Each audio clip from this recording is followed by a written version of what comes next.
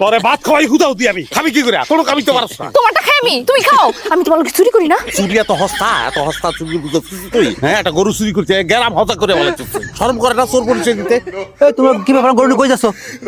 বেটা এটা তোর গরু কোনো প্রমাণ আছে হয় বেটা তুই বলদ নি বেটা তোর কোনো সাক্ষী আছে আমার তো সাক্ষী আছে হ্যাঁ এটা তো হের করু তাহলে তাকে সাক্ষী শাস্তি লাগে। ওই চুরি করছে আপনি মিথ্যা কথা কয় আমার না এ চুরি করছে এ চোর আমি এখন চেয়ারম্যানের কাছে যাব, এর কঠিন বিচারের ব্যবস্থা করতেছি।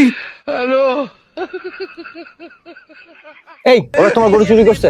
অবশ্যই আমার গরু চুরি করছে, আমি হাতে হাতে ধরছি। তুই ওখানে গরু দেখাবি আমাকে বাড়িতে গরু দেখাবি গরু কি পুষ্কুনিতে ডুবাই রাখছি তোর সুবামু কিন্তু যদি গরু দেখাইতে না পারো না গরু আমি নিয়ে বাড়ি বাইরে রাখছি।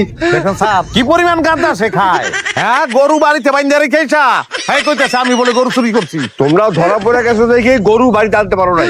তোমরা চুরি করার সময় ও দেখছে, দেখার পরে আমারে বলছে আমি পুলিশ নিয়ে আইছি। ঘটনা এটাই। আমার অভিযোগ আছে আমি তো অভিযোগ তো কইতে চাইতাছি না বলো কি অভিযোগ? আমার বউ এরকম পুলিতে ধরে আসছিল বুঝছেন আর হয় হাত ধরে এমনি টানতাছে ওই সময় আমি আইসি হাত ছেড়ে দিচ্ছে অপহরণ করার চেষ্টা করতেছিল আর উদ্দেশ্য খুবই খারাপ ছিল স্যার কি কইতেছে? আমার বউ সে হাত ধরছে সে তার উদ্দেশ্য তো খারাপ ছিল আচ্ছা ঠিক আছে, চুপ, দুইজন মিলে আসো, ডায়েরি করো, তারপর দেখতেছি কি করা যায়। চেয়ারম্যান সাহেব চলেন, এই তুমি আমাদের সাথে চলো, তোমার সাথে কথা আছে।